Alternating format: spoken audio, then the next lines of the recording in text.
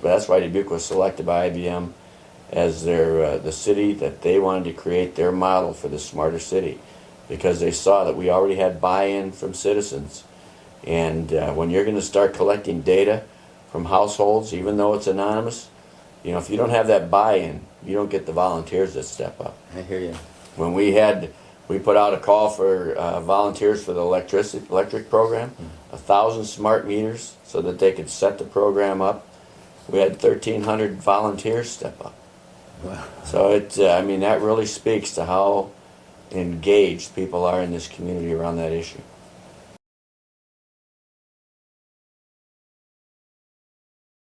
Well, before I've been on the council, we have a consultant come to town once a year, and we do a goal setting session.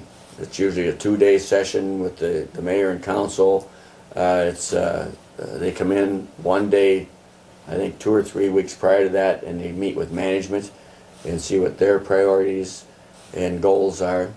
And then when it comes to the council, we have those 2 days. We're pre-interviewed, you know, on what's we've been successful at, what our successes were, what hasn't happened in the past year that we thought would, you know, what needs to happen, you know, in the next year, 5 years, you know, to reach our 20-year vision. And all of that is brought back and discussed for those 2 days. And you can imagine how many different priorities, you know, you have with a 7-member council and other ones that come from management.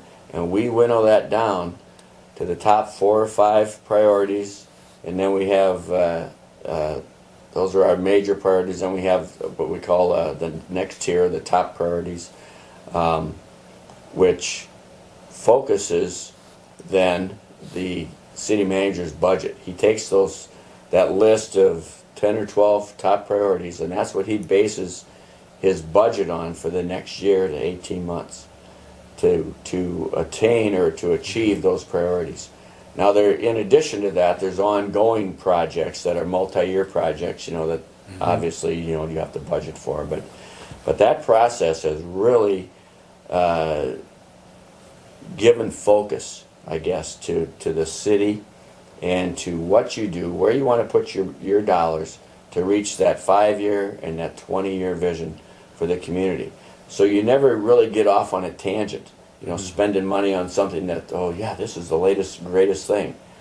You know, it may be the latest and greatest, but if it doesn't fit into your vision, then, you know, it really focuses what you do as a community. And that's really, too, a secret of our success, is that we have those annual goal-setting sessions. So we're always focused on the priorities for the next year, our 5-year goals, and then the 20-year vision, where we want to be as a community.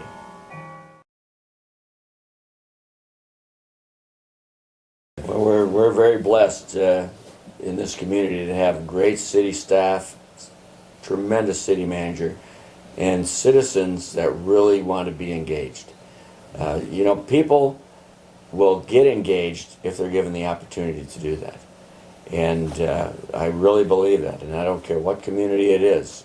If you really want to be successful, you've got to engage the citizenry in the decision-making process. Not just that one time at the ballot box, but when you've got major initiatives, set up that citizen commission or that task force and get their input. You know, and that's another thing that we do in this community, and I don't know if they do it in Freeport, but we have citizen boards and commissions that are advisory in nature and give the city council and city staff another tool to use the expertise of citizens, you know, to address issues. You know, we've got like a housing commission, the parks commission, safe community task force. There's a whole list on our website, airport commission, of citizen commissions and boards that are appointed by the city council, and they give advisory information back to the council on a broad base of issues.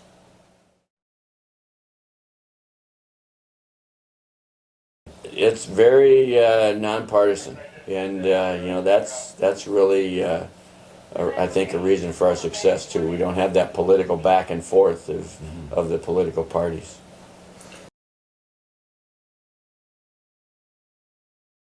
You know, one of the priorities of the city council, as far as the city manager is concerned, is continuing education. We actually almost require him, you know, to look at opportunities, and our city manager has done that. He's been to the Kellogg Institute, passed that course. He's been to Harvard Business School, to their programs. I mean, he is very, very knowledgeable, and he does whatever he needs to do to keep up to date on the latest doings or workings of city management. And we're very, very grateful that he does that. But you know, we do almost require that as a city council, that he be current on the latest issues, and he's been very good about doing that. And he's, as far as I can understand, he's always at one of the top in his class too. We've been very fortunate to have him in the city of Dubuque for 16 plus years now. Roy, thank you so much. Oh, my pleasure. This has been extremely helpful and exciting to hear of your excitement